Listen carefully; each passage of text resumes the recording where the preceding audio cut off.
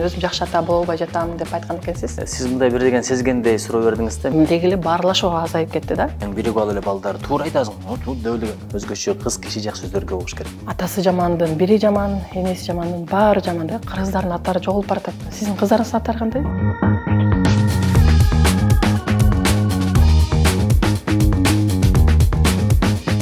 Саламатсыздарбы биздин YouTube каналыбыздын көрүүчүлөрү? Биздин бала тарбиясы темасындагы рубрикабыз кийинки каарманыбыз келип отурат. Көпчүлүктөрдүн суроосу боюнча бүгүнкү биздин коногубуз мамлекеттик ишмер, акын жана жазуучу Нуржигит Кадырбеков. Кадырбекович, саламатсызбы? Саламатсызбы? Ассалому алейкум. Агай деп карабыз. Көп эмеле маектерде карасак сизди жаштардын агай деп коет экен. Ошондуктан сизге агай деп кайрылалык. Уруксат берсеңиз. Рахмат. Айтсаңыз, сизди биз буга чейин чакырганда, мен азыр даяр эмесмин, өзүм жакшы ата болбой жатам деп айткан экенсиз. Эми жакшы ата болуп калдыңызбы? Эми билесизби, бул биздин Абу Ханифа устатыбыздын ошондой өрнөгү бар эмеспи? Бирөө барып балам аябай таттуу жеп атат, мен айтсам укпай атат, сизди аябай жакшы көрөт, бир айтсаңыз элдин барууга сөзүңүз өтүмдүү десе, ошо 40 күнүн алып келип айткан го. Анан 40 күндөн кийин адамга күткөндө убакыт аябай узак өтөт го. Узак убакыт өтөт. 40 күн араңдан зорго күтүп алып барса, балам таттуу жебе деп бир эле сөз айткан экен. Бирок баласы таттуу жебей калган экен да, анан таң калып турдум, ушуга 40 күн күтүрдүңүзбү десе, сен 40 күн мурда келгенде өзүм бал жеп алдым эле. Анан өзүм жеп алып, өзүм кылбаган нерсени кантип баладан талап кылам деп айткан экен да. Ошол сыяктуу биринчи бир өзүм жакшы ата болгонго аракет кылып көрөйүнчү деп убакыт сураганым чындык. Ошол убакытты сурадык деп атпайсызбы, сурадым депчи. Анан бүгүн мисалы бүгүнкү көрсөтүүгө убакыт таап бергениңизге чоң ыраазычылык билдиребиз. Деги эле ушул атанын тарбиясынын, атанын тарбиядагы ролу тууралуу сиздин өзүңүздүн кеңешиңиз керек болуп жатат. Кандай деп ойлойсуз? Көпчүлүк көп эле жерде энелерге басым кылышат эмеспи? Ошо атанын ролун да айтып берсеңиз. Эми чындыгында кыргыз пикир айтпайт да, энеси жакшынын баары жакшы деп. Энеден көз каран дейт. Ошон үчүн баланын тарбиясы баланы тарбиялагандан башталбайт да, же бала төрөлгөндөн башталбайт экен, энесин тандагандан дейт да, жубай тандаганда дейт. Ошон үчүн мисалы семетейдин семетей болушуна канекенин орду чоң да, Манастагы жортулда жүргөн, элим деп жүргөн, үйдө деле болгон эмес. Балким ошондондур, бирок атанын орду аябай чоң да, бекерден айтпайт да, бейиш энелердин таманасында дейт, бирок ата бейиштин ортоңку эшиги дейт. Ошон үчүн баягы ата деген сырткы тоон. Ата эми сыртта болот, көп нерселерди түшүнбөйт, билбейт, баягы бастан чагылып, анча-мынчаны билгизбей, анча-мынчаны бир купуя тарбиялап кое турган эне болот экен негизи. Бирок мен бир дегенди түшүндүм азыр. Кудай таала мага азырынча жалаң кыздарды берген. Жөн гана келип кучактап өп койгондо эле атаны тарбиялас экен да. Мындай бир ал-акыбалын сурап, же кубалашып, же жөрмөлөшүп койсоң, же болбосо бирден кучактап, чачынан сылап койсоң деле бул ушунун орду өзгөчө болот экен. Мен айтып атпаймынбы, жакшы ата болбой атам дегеним, эми саясатта жүрөм, 6-базар күндөрдө талаалап кетем, эл аралап жүрүш керек болот, эми жумуш ошондой экен да. Бирок ошондой бир өтө мээримдүү албасам деле кичинекей кызым ушундай сагынып калат. Анан мен эмнемди сагынат десем, ушул балким жытымды сагынат, балким кучактаганды, балким жыттаганымды. Ошон үчүн атанын өзүнүн орду бар. Ал ордунду эч ким алмаштыра албайт. Эненин өзүнүн орду бар. Ал ордунду эч ким алмаштыра албайт. Ошого билбейм, апамдын мактаганы мага мындай эле көрүнчү, бирок атам анча-мынча мактап койсо ушундай сонун көрүнчү да, ушундай бир дем болчу эле, илхам болчу эле. Ошон үчүн атанын орду мындай бир салабаттуу, тоо сыяктуу. Эне бир көл сыяктуу болсо, деңиз сыяктуу болсо, ата бир тоо сыяктуу болот экен да, бекерден аскар зоом деп айтпайт экен да. Ошон үчүн атанын жыты башкача, мен атамдын жытын азыркыга чейин сагынам. Анан атанын орду ушундай экен, бир аз бирок саз сүйлөйт экенсиң да. Ошол сөз өтүмдүү болот экен. Апасы айтат кээде. Ошо мен күндөп, түндөп айткан сөздөрдү сиз бир айтып койгондо ошону аткарышат депчи. Ошон үчүн атанын орду өзгөчө деп эсептейм. Кыргыз айтат эмеспи, эр тайын тартат депчи. Сиздин буга чейинки маектериңизди карасак, көбүнчө сиздин апаңыз Сусаркан апа. Ошо мен кайната кайненеме ыраазычылык билдирем. Алар көбүнчө тарбия берген, биз иштебей болдук деп айтып калгандарын көрүп калдык. Анан сиз дагы эскергенде көбүнчө чоң атаңыз жөнүндө айтат экенсиз. Тайтаңыз жөнүндө айта кетсеңиз, ушул сөзгө кошуласызбы? Эр тайын тартат дегенге. Албетте, албетте. Баягы 80% ападан деген ошол да. Апа деген ошо тайдын тукумун улагандыр да. Сиз мындай бир деген сезгендей суроо бердиңиз да, мен Кудай буйрса бир жаңы китеп жаздым. Мен атамды таптым деп, ошол мен таятам жөнүндө, апам жөнүндө. Чындыгында апам өзүнүн атасынын атасы экенин билген эмес көпкө чейин. Бир 7-8 жашка чейин билген эмес, бирок бир себеп болуп айтышка туура келген. Ошондон улам жазылган бир чыгарма да. Анан тага журтум жакшы инсандар, баягы таза менети менен жүргөн, илим билимге кызыккан.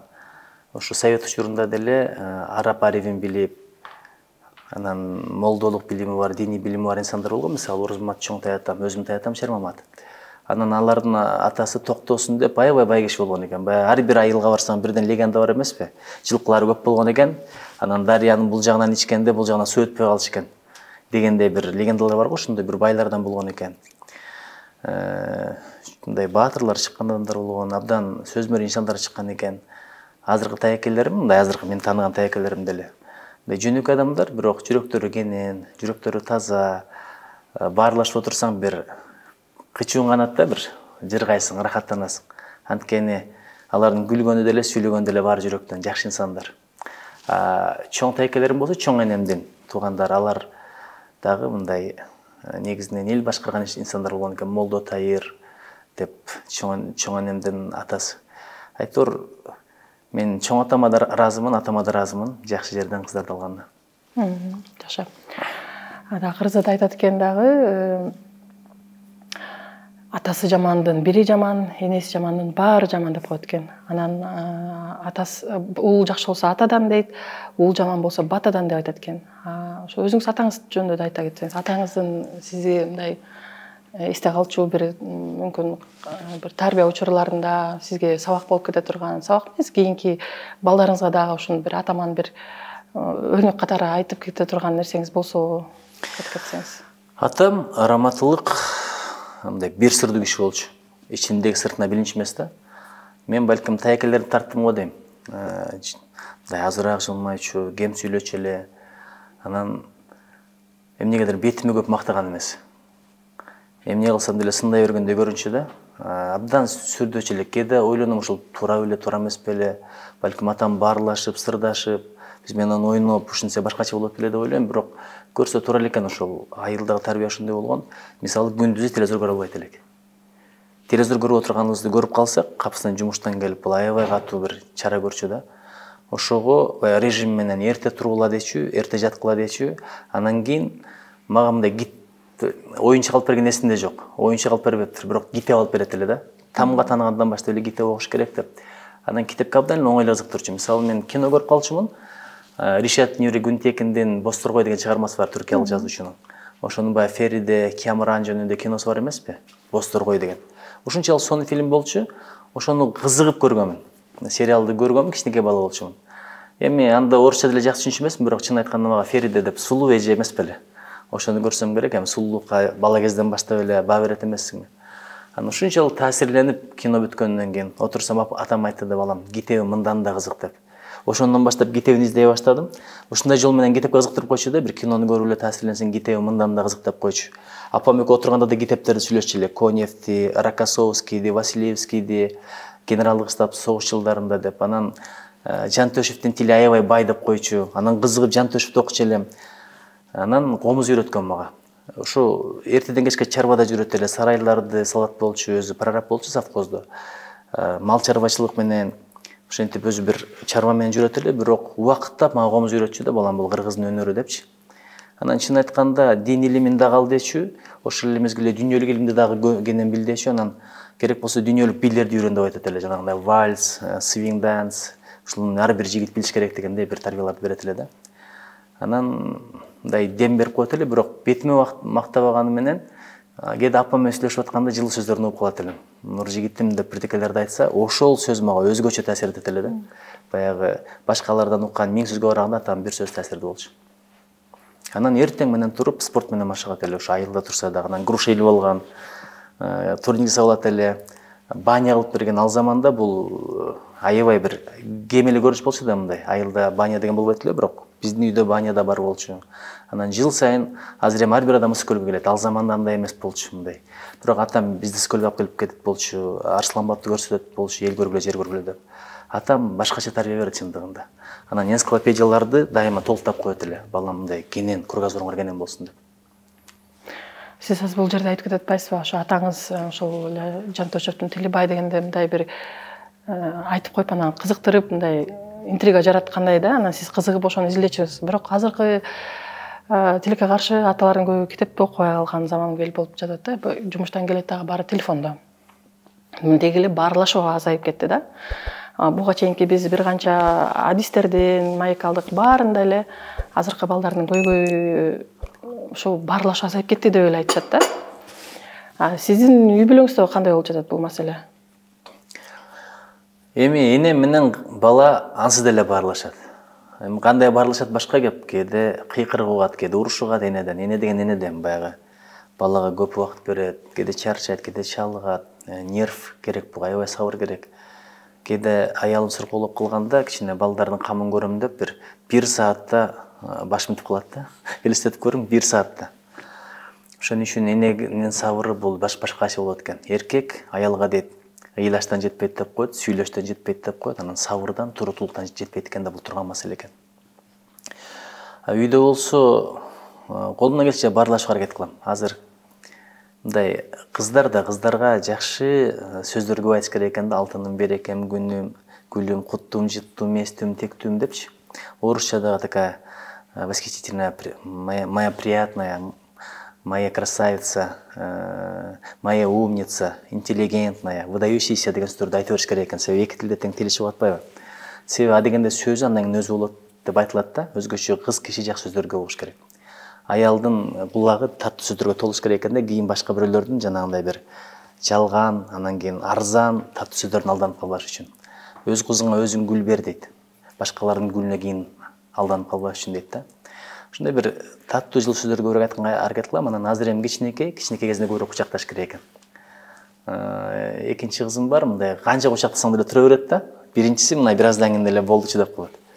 Анан ушундай ар түрдүү да. Анан убакыт берип атам, жомок окуп берүүнү баштадым. Жомок окуп бергенден да пайдалары көп экен. Кандай пайдалар бар билесизби? Сөз байлыгы көбөйөт. Туура. Өзүңүз окуп бердиңиз беле? Окуп баштадым, мен да жакында баштадым. Жок, анын сөз байлыгы башка кеп. Өзүңдүн сөз байлыгын көбөйөт экен. Жомокту жалаң гана жаш балага керек деп ойлобош керек экен. Бизге да керек экен. Мисалы өткөндө мен Kunstkamera деген сөздү ошо кыздарыма белгилүү чет өлкөлүк автор бар эмеспи? Ошонун атайын китептерин таап берип туруп окуп бердим кыргыз тилинде. Kunstkamera деген сөздү биринчи ошол жерден үйрөндүм да. Анан тюфак ошол жерден үйрөндүм. Гаактын жүнүнөн салынган мамык. Анан гаг эмне экен деп акырын кызыма билгизбей Google'дан карасам, өрдөктүн эле бир түрү экен. Баягы гуси гага деп айтылат эмеспи? Айтор ушу китеп окуганда өзүңө да пайда экен. Анан баланын фантазиясы өзгөчө өсөт экен да. Мисалы кызым кыргыз мектепте окуйт, бирок 4-класска чейин нөшөр эмне экенин билбейт экен. Ата нөшөр эмне дейт? Орусча living десем ошону түшүндү да. Ошон үчүн бул баарлашуунун да жакшы жолу, өнүгүүнүн да жакшы жолу, балага тарбия берүүнүн, таалим берүүнүн да жакшы жолу. Анан бул нерсе өтөт да, сыпаттагы өтөт. Атадан көргөн нерсени кийин балдарына да кайталап берет экен да. Анан атасы китеп кармабаса, китеп окуп бербесе, бир сүйлөгөн эле саясат, анан бирөөлөрдүн акысына кирмей, ушак, кыйбат болсо, бала деле андан артык кете албайт да. Алмаз сабагынан алыс түшпөйт деген бир мааниси ошол да. Сиздердин бир телекөрсөтүүдөн көрүп калдык. Кыздарыңыздын тили казакча тил чыгып жатат, анткени казактардын балапан каналын көрүп жатат деп. Анан биздин ошо Баластанга дагы мындай эме айтыптырсыз да, орусча улутат деп. Азыркы учурда кыздарыңыз кандай көрсөтүүлөрдү көрүп жатат? Тилдери кандай чыгып жатат? Эми билесизби, азыр интернет бар. Мен жумушта жүрөм. Кээде апасы деле үйдүн тиричилиги билесиз, аябай убакыт алат. Ошол мезгилдерде алагды болсун деп туруп каалаган контенттин коюп берет экен, бирок бул контентти аябай карайбыз. Өздөрү каалаган жерге кирип кетпесин деп, баягы жок дегенде балдардын контентиде бир Настя деген каарман бар экен, айланайын. Билбеген бала жок, баары деле жакшы көрөт ошону. Анан өзбектердин бир Жанзе деген ыры бар чыгыптыр. Аябай эле азыр дүң болуп атыптыр. Кичинекей кызым ошону жакшы көрөт экен эмнегедир. Анан негизинен ушу балдар көрө турган контенттерди даярдап берип койгонбуз, ошолорду көрүп турушат. кээде интернет атайын үзүп коебуз, ошол мезгилде ошо казактардыкын көрөт. Казактардыкынын бир жакшы жери өздөрүнүн да контенти бар. Мындай казактын салтын, наркын, канткени мыкты жигит болосуң, канткени мыкты чабандес болосуң, чыныгы казак кандай болуш керек дегендей бир жакшы контенттер бар. Бул бир, экинчиден бүт чет өлкөдөгү мыкты мультфильмдерди которуп койгондо алардын балапан каналында башка тилде бир да контент чыкпайт, аралашпайт. Ошон үчүн ошолорду угуп отуруп мындай тилдер казакташып кеткен күндөр болгон. Мен муну парламентте айтканмын. Анан Казакстандан келип тартып кетишпедиби кыздарымды? Казакстандын телеканалдары келип менден да тартты. Бир жагы бул казак сыймак болду да. Казак элине деле жагымдуу нерсе да. Аларга мындай тазим этиш керек азаматтар. Бирок ошондо маселени көтөрдүк эле, аз байкасаңыз, Баластанда дагы кыргызча контент бир топ болуп калды да. Мурда жөн эле баягы пираттык версияларды алып кое берет болчу да орус тилиндечи. Анан мен ойлондурган ушул, өзүңдүн тилиңе күйсөң эле улутчул деп жаман көрбөш керек да. Азыр кирип баратсам, балдардын көпчүлүгү орус тилинде сүйлөйт биздин кородо. Подъездин алдында. Анан балам кыргызча сүйлө деп айтыштан коркосуң, сенин ишиң эмне деп ата-энелер болушат депчи. Кеп менин ишимде эмес, кеп баланын тилинде эмес, Кыргызстандын келечегинде. Өзүбүздүн тилди өзүбүз жерде чанып атсак, анан башкаларга биздин тилдин эмне кереги бар? Кытайга жакында бирөө барып келди, ошол жакта кыргыздар менен сүйлөшкөндө дейт, орусча аралаштырып сүйлөсөм аябай таарынычтуу дейт да, биздин өзүбүздүн жакшынакай тил турса, эмнеге биз түшүнбөгөн сөздөрдү айтып атасың деп.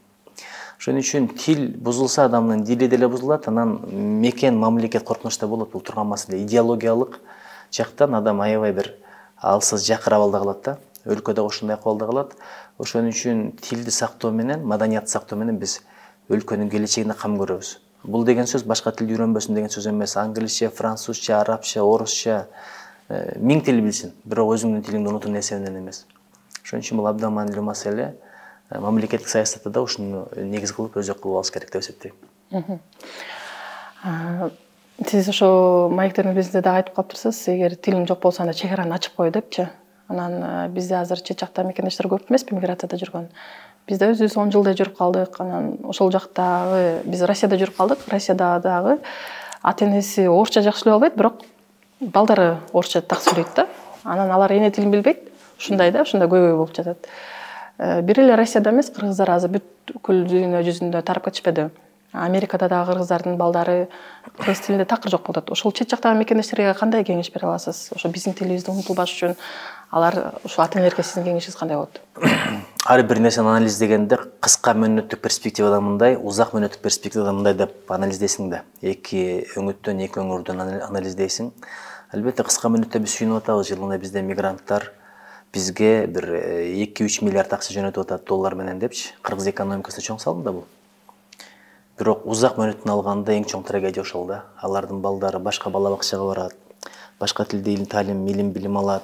Анын тилин уnuткандан кийин дилин бербейт деген сөз бекер эмес. Мисалы элестетип көрүң, Кыргызстандан чоң атасы небересине чалса, чоң атасы же тай атасы орус тилин билбейт. Ал жактан небереси телефонду алып калса, сүйлөшкүсү келбейт да.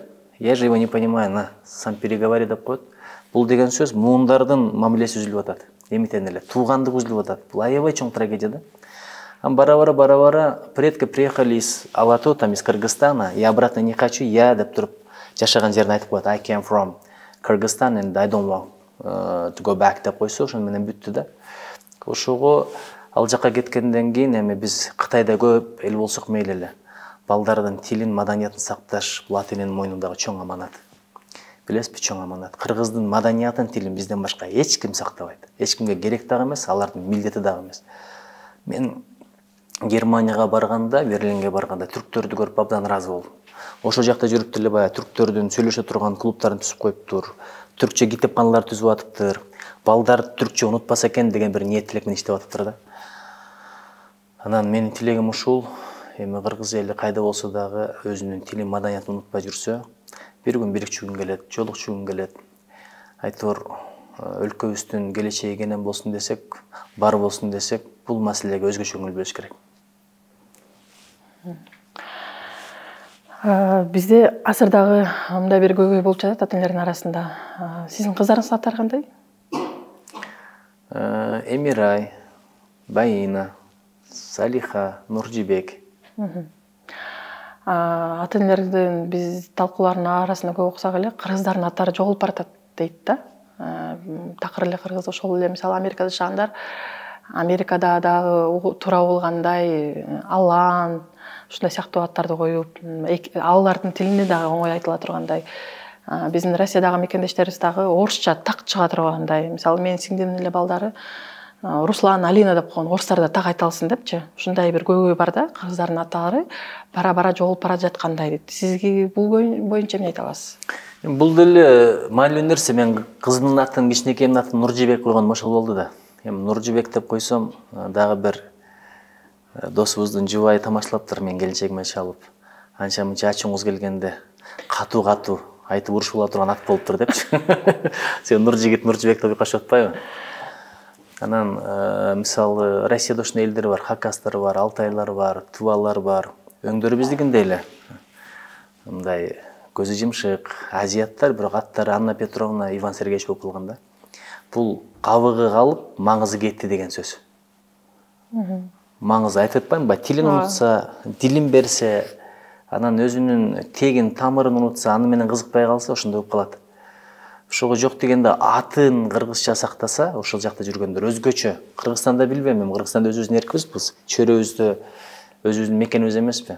Ал жака барганда аттын кыргызча койсо, чет өлкөлүктөр деле мындай так айта албаса да кызыгып сурайт. Бул эмне деген ат? Мааниси кандай? Ким болот элең депчи. Мисалы Барак Обама деген президент болбодубу, Анын толук аты Барак Хусейн Обама да. Барак деген билбейм, мен башка америкалыктын атын уккан деле эмесмин. Обама деген деле ат уккан эмесмин. Керек болсо тил көнөт, так айтат. Мисалы адамдын сапатына, деңгээлине жараша Толстойду бүт дүйнө так эле айтат да турабы? Ясунари Кавабата, японча бардыгы эле так эле айтат. Рабиндранат Тагор бардыгы эле так айтат бул атты. Чыңгыз Айтматов десең билбеген адам жок. Ошон үчүн кеп анын атында эмес, анын затында. Талим тарбиянын багыты, максаты, философиясында ушунда да. Эми кайра тил маселесине келсек, азыркы балдардын арасында YouTube каналдардагы орусча мультфильмдерди көргөндүктөн дагы бүт эле балдардын тилдери көбүнчө орус тилинде болуп жатат. Бул чоң көйгөй да. Ата энелер кыргызча билсек дагы биздин кийинки муун балдарыбыз кыргыз тилин билбей жаткандай да. Анан ушул теманы козгосок эле мындай суроолор келет да. Эми менин балам да орусча сүйлөп атат. Эми кандай кеңеш бересиз ошол мындан ары кыргызча сүйлөп кетишине деп? Сиздин кыздарыңыз кыргызча сүйлөйт да турабы? Кыргызча сүйлөйт. Ошо сиз кыздардын атасы катары башка тилерге кандай кеңеш бересиз? Азыр орусча тили орусча чыгып жаткан балдарга? Орусча эмес, немесе чыккандар бар, ишенесиз, пайылда жүрүп. Себеби контентти бир көрүп алса кете берет экен да. Же болбосо бир программаны көрсө дагы окшошун баста берсе чыга берет. Англисче чыккандар бар, түркчө чыккандар бар. Мен чоң кызымдын тили түркчө чыккан. Себеби анда мен эртеден кечке иштечүмүн. Апасы дагы бай тиричилик кылып атып, бир бейадеп жерлери жок деп түрктөрдүн ал мезгилде азыркыдай YouTube тиги бу интернет кенен эмес эле. Бирок биз атайын антенна коюп туруп түрктөрдүн чожик канал деген бар. Чизги фильм деп мультфильмдерин коюп берчүбүз. Анан чыкканда эле бабажыгым ben seni seviyorum деп эле чыкпады.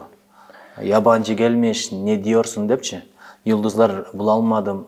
Чалышалым, не дейсиң, не дерсиң деп. Анан таң калып, ошондо ойлодук да, көрсө баягы сиңген нерсе тилине чыгат экен да, тилине сиңген нерсе. Анан эми азыр ата энелер өздөрү эле күнөөлүү. Мисалы, жөнөкөй эле бир мисал. Баласы менен ким канча сүйлөшүп атат азыр? Азыр балага убакыт жок, андан көрө сотка көрүш керек. UFC боюнча чемпиондордун боюн көрүш керек. Фьюри Тайсон менен ким эле билбейм, Усиктин боюн көрүш керек. Аялдар болсо сериал көрөт. Тойго барыш керек, отуруштардын түрлөрү көп. Дос отуруш, тууган отуруш, бажы отуруш, классташ отуруш, курсташ отуруш, бир 30 отуруш бар го дейм. Анан кезек менен аш жеш керек. Анан бала менен сүйлөшкөнгө убакыт жок, бала менен сүйлөшкөн кызык эмес да. Анан бир учур келет, балаң сен менен сүйлөшкөнгө убакыт болбой калат. Кызыгы да калбай калат. Ошон үчүн азыр берген нерсеңди кийин аласың. Эмне үчүн биздин бабалардын сөз байлыгы мыкты болгон? Анткени ата менен чоң ата сүйлөшкөн. Чоң атадан ата алган, ата менен бала сүйлөшкөн, анан небере менен. Азыр атамдын билген нерсесин жарымын да билбейм мен. Ошону балдарыма бир болуп айтам. Мен билген жарымын кыздарым билбесе. Чоң атам билгендин 4төн 1-ин да билбейм. Ошентип отуруп азайып, анан бош нерсе толот экен да, кайдан толот? Ошо ютубтан көргөн нерсе менен толот, телевизордон көргөн нерсе менен толот, көчөгө чыкканда көргөн нерселер менен толот. Азыр бир сериал чыгыптыр Россияда, айланайын. Ушундай бир жаш балдардын мушташкан сериясы экен. Өспүрүмдөрдүн тестерлерин ошону көрүп, өмүрүндө мындай ызы чуу болбогон Түркмөнстанда жаш балдар бөлүнүп мушташып атыптыр да. Ошон үчүн көзгө орногон нерсе көңүлгө орнойт, андан кийин ошол денеге чыгат, мындай адамга таасир этет. Ошо эң башкы жоопкерчилик ата менен энеде. Өзү баласы менен көбүрөөк сүйлөш керек. Болгондо дагы сөз байлыгы кенен болсо, анан күн сайын эле конфет алып берейинби, анан ойноп келели, анан каяка бар, супермаркетке барып келели, муну менен тилөнбөйт. Көрдүңүзбү, китеп окуп атканда нөсөр деген түшүндүрдүм кызыма. Үлүл эмне экенин билбейт экен. Үлүл. Аны түшүндүрүп бердим.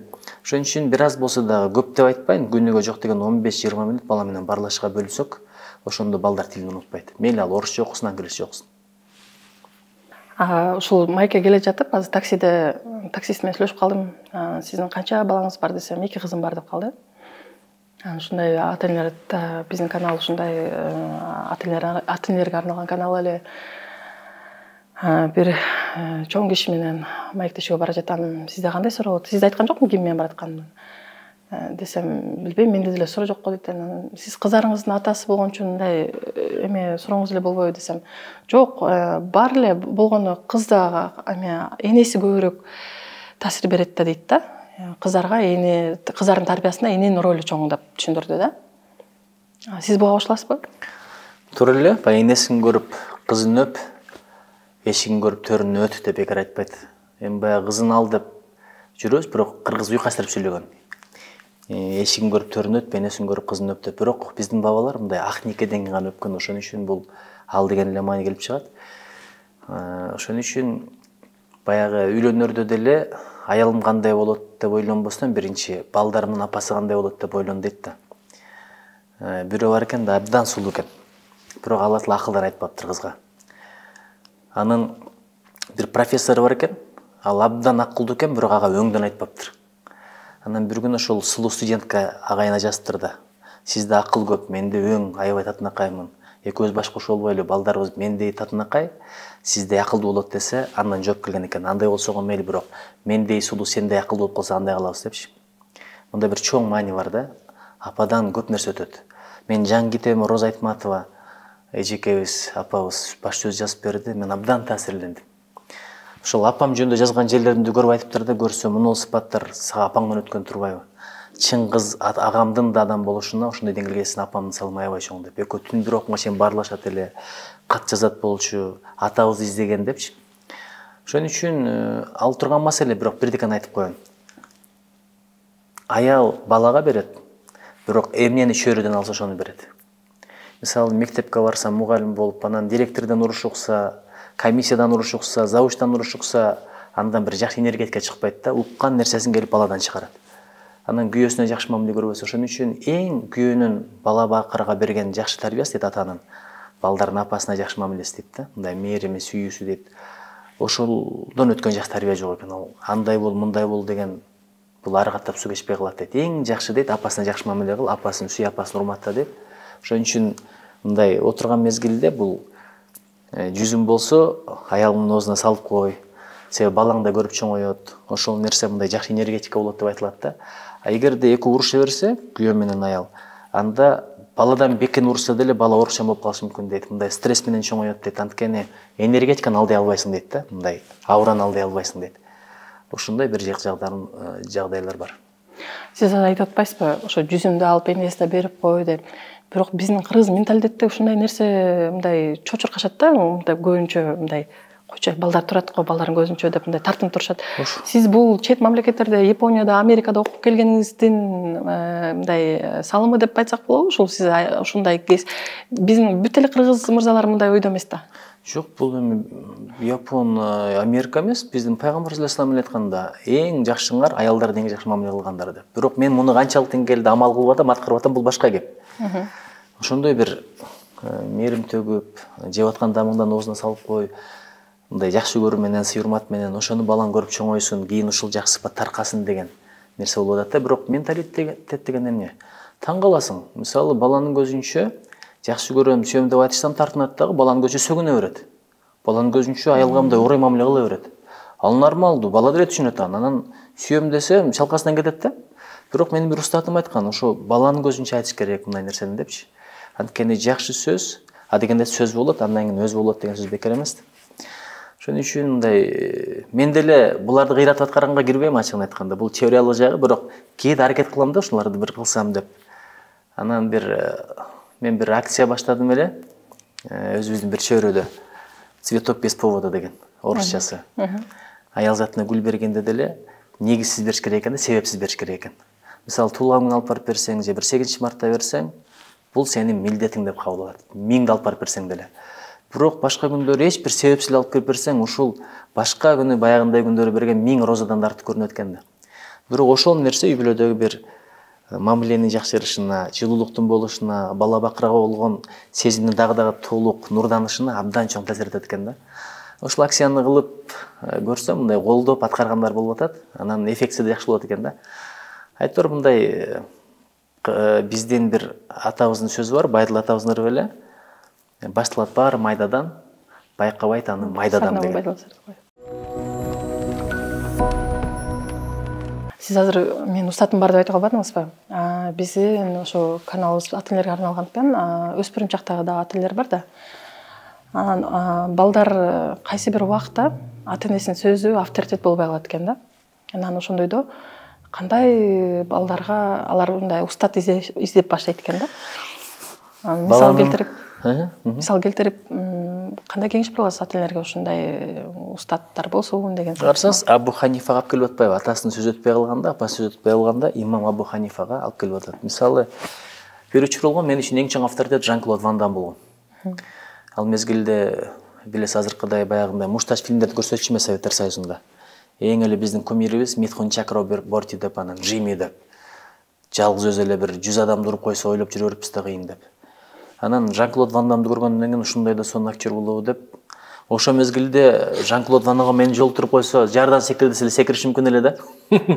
Ушундай бир сыйлаган адамдар болот, аларды ата энесин билгени жакшы. Айтматовго болгон бир мындай адам катары, жазуучу катары өзгөчө сый урматым мен 10 жашка жеткенде болду. 11 жашка жеткенде ал кишинин 60 жылдыгы болгон. Ошондо абдан бир башкача сый урмат пайда болгон. Ошондо Айтматов сага мындай деп айттырып жибериптир десе, ошону аткармакмын. Ушул сыяктуу эле нерсе да. Анан эми баланын өсүш эсептери бар, билесизби? Биринчи бала ордунан эле турсам экен деп тилейт экен. Карасаңыз, мындай азыр кызым ордунан туруп калды, ошо мактанат да. Анан өзүм басып калсам экен деп баскандан кийин баланын эң жакшы көргөн нерсеси оюнчук болуп калат экен. Мен деле ойлойт элем, атам эмне эле картошка алып келет, мал сатып алат, менин акчам болгондо оюнчук алат элем деп. Ошондой кырактар болот эмеспи? Анан оюнчукта кызыгы кетип, бир учур келет экен, бир 10 жаштардын тегерегенде мындай эчтеке кылбай эле айланып басып жүрө берет го, мындай максатсыз эле. Ошондой күн келет экен. Анан жасана баштайт экен, бир тестер курактан баштап. Жасанган жакшы көрөт экен, сулуулук менен мактана баштайт экен. Анан кийин бара-бара үйлөнгөндөн кийин аял менен мактанат экен. Анан балдар менен мактанат экен. Анан дүйнөгө кызыга баштайт экен. Акча топтоп, мынча акчам бар, тияка бардым, буяка бардым, үй салдым деп. Ошентип отуруп, анан неберелер менен мактанып өтөт экен. Ошентип анан кайра карылыкка келет экен да, эң акыркы тилеги эч кимге таятпай өзүм эле бассам экен деген тилек менен өлөт экен адам. Бул айланпа турмуш. Ошон үчүн баланын ошондой бир өзгөчөлүктөрүн билип алса, адамга да жеңил болот. Бир учур келет, переходной деп коебуз, ошол мезгилде өзгөчө мындай даанышмандык менен мамиле кылыш керек да, хикмат деп коет аны. Анан жалаң эле күчкө салуу менен баланы жакшы тарбиялай албайбыз. Күчкө салсаң, зордосоң бала эки жүздүү болуп калат экен. Эмнеге билесизби? Сиз бар жерде башкача, сиз жок жерде башкача. Бир жакшы иш кылса да сиз үчүн кылат, Алла үчүн кылбайт. Ошондой болуп калат экен да. Балдар тарбия темасына кайрылып келсек, биз бул убакка чейин Гапар агайдан маек алганбыз. Анан ал жерден да ушул агайга ушул суроо берилген. Казактардын ишмери Маргулан Сейсенбай балдарга хобби тандардын алдында айтканда швед столундай бергиле.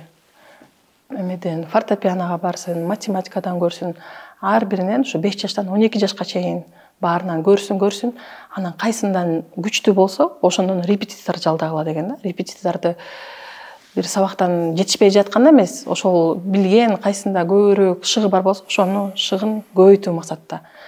Сиз өзүңүз ата катары кандай ыкма колдонуп келесиз? Ошо кыздарыңыздарда? Эми Чоң кызымдын бийге катышын кааладым эле. Бирок ал эмнегедир волейбол тандап алыптыр. Эми өзүнүн эрки, баланын эркин да сыйлаш керек да. Бирок сиз айткандай ага да катышып көрдү, буга да катышып көрдү да. Бирок ошол чын. Мисалы спортко барганда деле таэквондого барып көрсүн, каратеге барып көрсүн, күрөшкө барып көрсүн, дзюдого барып көрсүн, өзү тандасын. Анткени баары бир жүрөк менен тандаган нерсенин жолу жеңил болот. Адам бирдекеге мындай сүйүп барып, кызыгып аткарса, ошондон бир жыйынтык болот да. Анан экинчи кызыма комуз үйрөнсүн десем, негедир комуз ашыгы жокпу, кызыгуусу жокпу, канча убакыттан бери алды ажыл албай атат да. Балким ошо туура маселе бир багыт берип кыйнап атат окшойм деп ойлоп атам. Анан ушу туура эле, мисалы ата-эне тандап бериш керек да, баланын жөндөмүнө карата. Анан ошого инвестицияны көбүрөөк кылыш керек. Мисалы Германияда, Америкада, Японияда ошондой кичинекей кезинде жөндөмүн аныктап чыгат да, анан ошол жагына багыт берип, кружокторго алып барып, адистерди жалдап ушинтип иштетет. А бизде болсо балаң менен иши жок, бала өзү 11-класста майда барып сурасаң кайсыл кесипке тапшырарын билбейт. Мына бир айдан кийин эмес, 10 күндөн кийин оярды, бирок билбейт. Кайсы окуу жайга барам, кайсыл кесип тандайм? Бала үчүн эң кыйын нерсе тандоо болуп калды да азыр. Себеби биз тандаганга жардам бербейбиз, кичинекейинен багыт бербейбиз. Бала менен баарлашпайбыз деле. Бала бир кичинекейинде сыр айтып келет эмеспи? Ошондо оозуңду жапчы, келесиң, көп сүйлөбөчү, сага эмне жок, сен кала албайсың деп коесуң. Ошондо бала кийин сага кучагын ачат дейт, бирок жүрөгүн жапкы менен ачпайт экен. Бирөөнү сүйүп калса да кийин сага айтпайт, досуна айтат. Сен досунан барып жалдырайсың. Айтпайт го, бирөө жарым барбы депчи. Ошон үчүн бала жүрөгүн ачкан мезгилде сен да жүрөгүңдү ачып, сырдашып, керек мезгилде сырын сактап, аманатын сактап, мындай дос катарында болуш керек экен да. Билбейм, мен кичинекей кызым баратканда бир жолу бала бакчага бир жолу алып баратсам, ата мен бирөөнү жакшы көрүп калдым деп атпайбы, кичинекей кызым, бала бакчада. Анан аркасынан дагы айткан андан бетер күйдүрбөдү. Апам айтпаңыз деп. Мен чындап эле айткан жокмун апасына. Себеби сөзгө туруш керек, бала ошону билиш керек да. Бир күн апасы билип алыптыр ошол, бирөөнү жакшы көрүп калыптыр. Ким айтты десем, эжеси айтты. Бир күн эжеси узатып баратканда айтып койсо, ал келип эле айтып коюптур, аял киши да. Анан аял киши кызыгып көрөт экен, мен бүгүн өзүм апарып ушул баланы көрүп келейинчи депчи. Аял кишиде мындай любопытство бар экен да. Ошон үчүн бала менен сырдаш, муңдаш болуп, сырын жашыра билип, ачкан жүрөгүн жаппай чоңойтсо өзгө да жеңил болот. Анан сен айткан нерсе ошол жүрөккө орнойт, сен айткан багыт менен кетет да. Анан сенин ишиң жок болсо, баланын деле сенин иши жок да. Атам деген бир мындай туюк сый урматы болгону менен сага жүрөгүн бербейт экен, ошол эң чоң арман экен. Сиз азыр кыздарга болгон мамилеңизден көп мындай биздин көрүүчүлөр дагы мындай үлгү катары көп алчудай көп нерселерди, жакшы нерселерди айтып берип жатасыз. Анан баарына эле мал эмеспи? Биз кыздар күйөө тандоодо атабызга окшош киши издейт экенбиз да. Кайсы бир учурда, баарында эмес, кайсы бир пайызда. Анан ошол кыздардын ата-энелерине кандай кеңеш бересиз? Жакшы жар тандоодо кыздар кандай нерсеге көңүл буруш керек? Билесизби, кайып деген түшүнүк бар да. Ырыскы кайып, каяктан келерин билбейсиң. Мына азыр алдыбызда өрүк турат, балким бул Баткендеги өрүктүр. Бул мейиз балким Тажикстандын бышкандыры. Бирок дареги ушул жерде. Азыр мен десем, адресин эметкен болот да. Банан Африкадан келет. Ырыскын кайдан келет, бир Алла таала билет. Бул бир. Анан Дидар кайып деп коет. Бүгүн бул жакта жигиттер турат, булар менен көрүшөм деп ойлогон жок элем, бирок Дидар кайып экен, бүгүн көрүштүк. Болосо мен мурда уккам эмесмин, билбеген эле балдарда. Анан ажал кайып, качан келерин билбейсиң, анан нике кыйып кайып болот. Кимге турмушка чыгат, кимге үйлөнөт. Ошого эң эле жакшы жолу ата менен апа ушу баласы төрөлөк кезден баштап тилек кыла бериш керек да. Анан дуа кыла бериш керек. Алла таала келечегин кең кыл, өмүрүн узун кыл, ден соолугун чың кыл, ыйман бер. Анан беш энесине кадырын биле турган, ыймандуу, тектүү, акылман, данышман, ден соолугу чың, бир күйүмдүү, бышымдуу жар туш кыл деп тилек кыла бериш керек, башка айласы жок анын. Анткени адам адашып калат. Өзүң тандасаң деле адашышың мүмкүн, кызың тандаса деле адашышы мүмкүн. Ошого жакшы тилекти Алла таала берет да. Бул жаратканга таянып туура келмей чече турган маселе да. Анан тандаса да туура бирөөгө жолуктур, адаштырба деп. Анан экинчиси, адам кандай болсо бешинесине ошондой бирөө туш келет экен. Бул кайтар дүнүйө. Бузукуга бузуку деген бекер эмес, ыймандууга ыймандууга деп. Ошого анан ыймандуу кылып тарбиялайм деп эле сүйлөй берген менен пайда жок экен. Мен кийин бирдекени түшүндүм, өзүңдү тарбиялашың керек экен. Анткени бала көргөн нерсесин кайталап калат экен да, уккан нерсесин аткарбаса дагычы. Ошол 3 нерсени айтат элем. Биринчисин дагы бир жолу кайталап коеюн. Биринчиси ошол дуа кыл, экинчиси өзүңдү тарбияла. Анан адалдан тамак бериш керек экен балагачы. Адалдан тамак берсең, анан бир таза, такыба кылып чоңойтсоң, ошого жараша тагдыры буйрат экен да. Мисалы, жөнөкөй эле нерсе, түнкү клубка көп барган жигит ошол жакта бир кыз жакшы көрүп калыш мүмкүнчүлүгү аябай көп да. Китепканага көп барган, китепканада бир кыз жакшы көрүп калыш аябай көп. Баягы Сүймө Кулчокмуров менен Таттыбек Турсунбаева Кызыл алма фильминде болот го, ошол сыяктуу. Ошон үчүн кайда жүрсөң ошого жараша чөйрө болот экен, ошол чөйрөгө жараша тагдыр да болот экен. Жакшы чөйрөгө кошуп коюш бул ата эненин милдети. Аңдыганга кандай карайсыз, адамды аңдыганга? Туурабы? Адамды аңдыган же туура эмеспи? Аңдаган? Мындай аңдып кемчилигин издеген, эмне болуп атат деген. Бул аябай чоң күнөө. Адамды аңдыбаш керек, жаман жагын көрбөш керек да, бирок өзүңдүн балаңды аңдышың керек дейт. Эмнеге билесизби? Мисалы мен башка эле бирөөнү аңдып кемчилигин көрүп алсам, дагы бир чоң күнөөгө барам да. Ошону бирөөлөргө айтып, жамандыгын таркатып, айберин ачып, бул андан да чоң күнөө. Бирок өзүңдүн балаңдын кемчилигин көрсөң, бирөөгө айтпайсың. Ошону бир жоготуштун, ошону түздөөсүн аракетинде болосуң. Алла Таала деле бизди аңдып турат, биз да балдарыбызды аңдышыбыз керек да, мындай. Аңдаганда бир жаман маанидә эмес, ушу бир жаман чөйрөгө кошулуп кетпесин, адашып кетпесин деген ниет, аракет менен. Биздин маегибиз соңуна чыгып турат. Сизге ыраазычылык билдиребиз. Ушул соңку маегибизде биздин ата энелерге кайрыла турган кеңештериңиз болсо айта кетесизби? Бизге эмне кымбат экенин бир тактап алалы, урматтуу ата энелер. Сен көргөн сериал кымбат эмес, андагы каармандар сага кымбат эмес. Көргөн футбол, ошонун башкы оюнчулары, Роналдо, Месси, билбем, Неймарлар кымбат эмес. Алар сен дасторконуңа нанды алып келип бербейт, колуңа суу куюп бербейт. Карыганда карап камыңды көрө турган алар эмес. Ошон үчүн эң чоң бакыт дейт балаң жакшы чыкканы дейт, тарбиялуу болгону дейт. Эң чоң ата эненин берген байлыгы, мурасы дагы ошо дейт, жакшы тарбия дейт. Эгер жакшы тарбия бербей, миллиард калтырып кетсең, балаң бир жылда жок кылып көчөдө итке минип калса эч кем эмес экен да. Баягы кашыктап топтогонуңу чөмүчтөп чачып. Ошого балдарга мээрим берели, убакыт берели. Башка нерсени аябай атабыз, отуруш, оюн зоок, бир пайдасыз нерселерди көргөндөн, сүйлөгөндөрдөн, ойду тоону сүйлөгөндөн. Бирок балдарга убакыт аябай атабыз. Жоопкерчиликти башка бирөөгө илип койдук, мен багып атам, мугалим тарбиялаш керек деп. Мугалимдин милдети сабак бериш. Итти бакса болот, атты бакса болот, балага таалим тарбия бериш керек. Ошон үчүн адептер жабасы бололу. Бизди көргөн балдар акылман, данышман, ыймандуу, берекелүү, күйүмдүү боло тургандай бир жүрүм-турум күтөлү.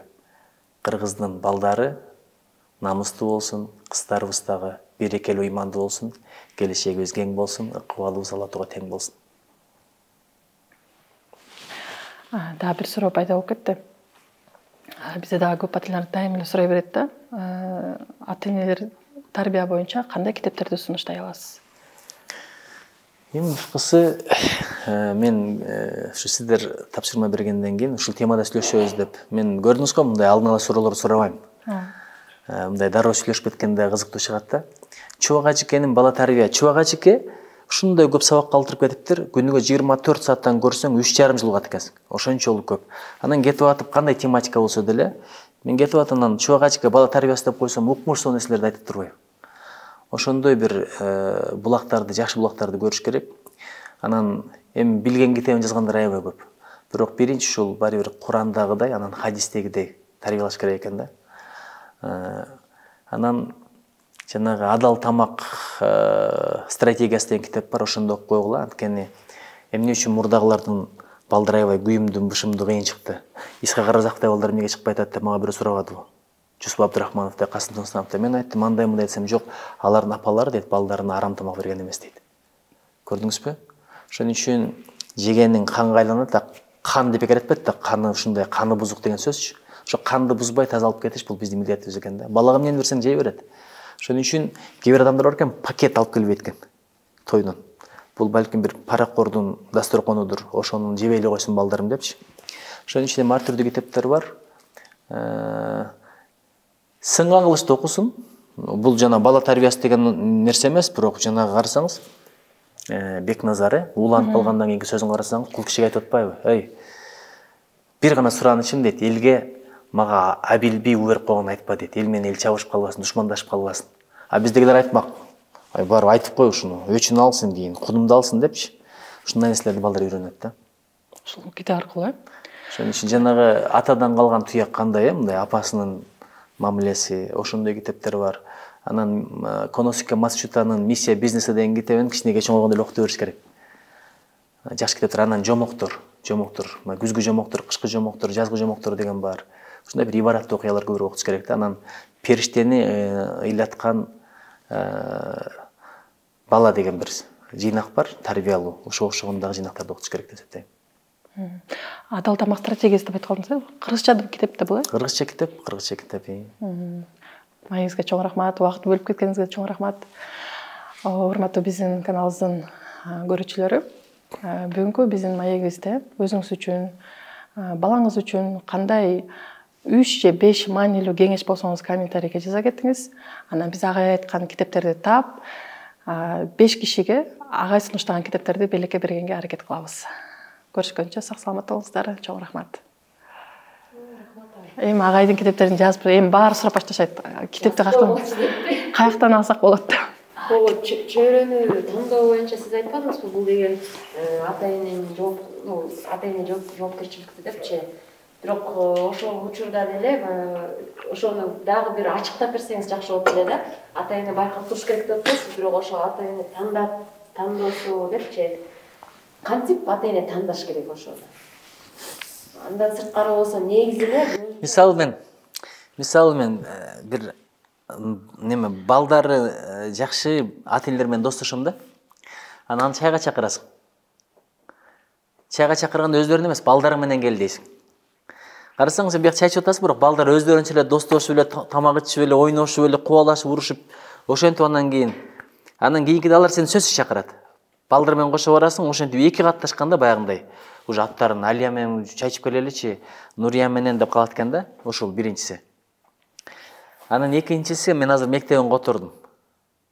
Себеби баягы тилинен байкала баштады да мындай. Марифке которуп койдум. Все-таки малар адепке аябай карайт депчи. Анан тамагына карайт деп. Анан ал жактагы ошол чөйрөгө кошулсун депчи. Анан сыртка чыкканда подъездде ойноп аткан болот. Экинчи кызым аябай дос жандуу, достору көп. Ошолордун ар бирин баштарына сылап, дешнесинен өп коем. Досторум ошондо анан кээде кубалашып койчу элем кичинекейинде. Ошондо сен сөзүң уга баштайт экен алар дагычы, андай бол, мындай бол дегенде. Иши кылып аралашып кетиш керек экен да баягы. Ким менен жүрөт ал бул дебейчи. Анан алардын ар бир достугун маани бериш керек экен. Бул жакшы кыз экен, бул кандай кыз деп койсоң, өзүнчө айтып берет. Анан ошого жараша алар деле жакшыны тандаган аракет кылат да, жакшы жагын көрсөткөнгө. Бул эми азыр мендеги технология ушулар. Анан негизи мындай деп айтып калышат го, балдарды тарбиялоо кереги жок. Ата эне өзүн тарбиялаш керек деген. Ошого сиздин көз карашыңыз кандай? Анан үй бүлөдө, сиздин үй бүлөңүздө кандай? Мен мындай экен. Нянь деп чыгышта бар го. Эки энергетика, бири катуу, бири жумшак, бири ак, бири кара, бири түн, бири күн дегендейчи. Аял эркекти нянь да.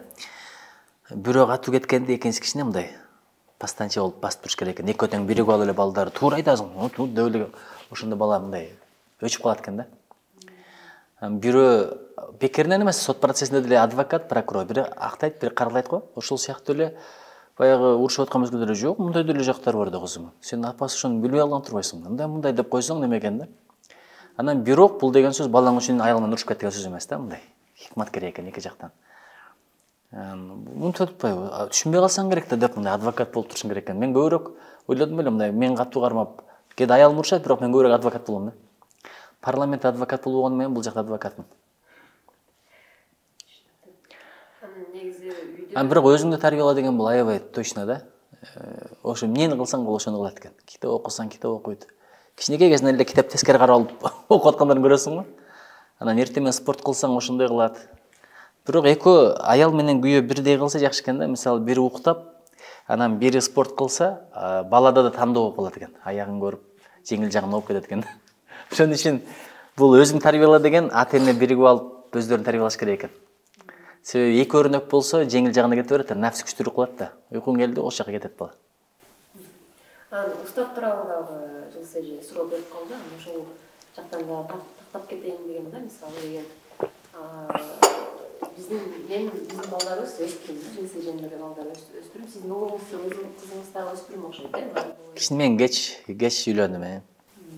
Анан ошол уставды тандоо баары бир ага деле ата эне жоопкерчиликти деп ойлойм да, менчи. Кантип тандаш керек? Мисалы эгер бизде мындай да, биздин тажрыйбабыз мындай. Спортко барса сөзсүз анын тренери менен сүйлөшүп, байкап көрүп, ал кандай адам, көтөрүп кете алабы, жакшы өрнөк боло алабы деген сыяктуучу. Ошол боюнча сиз ата-энелерге кандай кеңеш бере алат элеңер? Жөн эле берип койбостон, ошо өзүңүздүн балким тажрыйбаңыздан, сиздин да устаттарыңыз аябай көп. Кантип тандаш керек? Деги эле ошо тандоо боюнча сиздин кеңешиңиз кандай? Сарафанный радио деген бар го. Сарафанный радио мисалы угулат, таңкы угула берет. Ошого баягы балага 1-класста дейт, жакшы мектеп тандайм деп болбойбу дейт, жакшы мугалим танда дейт. Жакшы мектеп ал абстрактный нерсе да. Күндө көрүшүп иштеше турган мугалимди танда дейт да. Анан калк айтса калп айтпайт деп коет го, түкүнчү жакшы мугалим экен деген сөзгө маани бериш керек экен да. Анан өзүң барып баарлашып көрүп, анан көзүң жетет. Анан баягы сабактан келгенде эжекен кандай экен, нелерди үйрөттү деп сурап койсоң эле билинет. Көп учурдачы мен кээде барып кызым сабагына катышып да келген күндөрүм болгон. Билбейм, эжекеси сүрдөп кыйналган күндөр болгон эми, бирок ошондой болсо деле бир көрүп коеюнчу деп кызыгыш керек экен да. Көбүнчө ошо элден сураштыр. Динде эки нерсе бар, истихара деп коет, истишара деп коет. Истишара деген эл менен кеңешесиң. Кеңешкен аябай жакшы нерсе. Кеңешип туруп кылсаң, ката болсо да тууралап койт экен Алла Таала. Кеңешкенди жакшы көрөт Алла Таала. Экинчи истихара, мисалы бир мугалимге бергиң келбей турса түндөс туруп истихара окусаң, Алла Таала белги берет экен. Эгер түшүңө жашыл, ак кирсе, бул болот деген. Кара же кызыл кирсе болбойт деген белги да. Же мындай жүрөгүң бир жака бурулуп калат экен, болбойт же болот деп. Дагы бир суроо берейинби сизге? Мейли. Сиздин үй-бүлөдө деген орус тилинде айтканда хороший полицейский, плохой полицейский деген бар. Сиздин үй-бүлөңүздө кандай? Она плохая, я хороший. Мындай неме, катуу эле кармайт ал. Бирок автоматически ушуну болуп калат экенсиң да, мен катуу кармайм го деп ойлочу элем мурда. Баягы денеңен чыккан бала мындай катуу сөз угуп атканда бияктан неме кете турбайсың депчи. Мындай болуп. Анан бирок өтө деле баягы катуу сөз менен айта берсең дейт, бет катат деп, тура берсең эт катат деп коет да. Мындай улам сүйлөй берсең, катуу айта берсең, бала тоготпой калат. Баягы улам бuyагына кетип калат. Ошого баягы десерт болуш керек да. Десерт. Негизи айтат го, атанын сөзү катуу тиет деп. Эненики атаныкы ок, эненики анча эмес деп коет го. Бул неме экен да? Чын мен кичине замечание айтып койгондо көзүнө жаш келе түшөт да. Анан ошону апасы айтып калат. Ушуну сиз айтпай эле койсоңуз болмок экен депчи. Мен муну күндүк айтам, бирок аябай катуу тийди деп. Ошо көрмөксөң билмексен эле болуп койгон жакшы экен да көп учурда. Сен деле биз деле мындайбыз го, билбей эле койсо ушуну оңдоп коет элем кийин депчи. Билип ал разборка кыла берсе өлүп кетсин дейсиң да. Ошого көрмөксөң билмексен болуп тарбиялаганда жакшыраак экен. Көрмөксөң билмексен болуп, мындай неме мененчи. Тойлордо көп байкап калганда кыздар турмушка чыгып атканда Аталар ыйлат.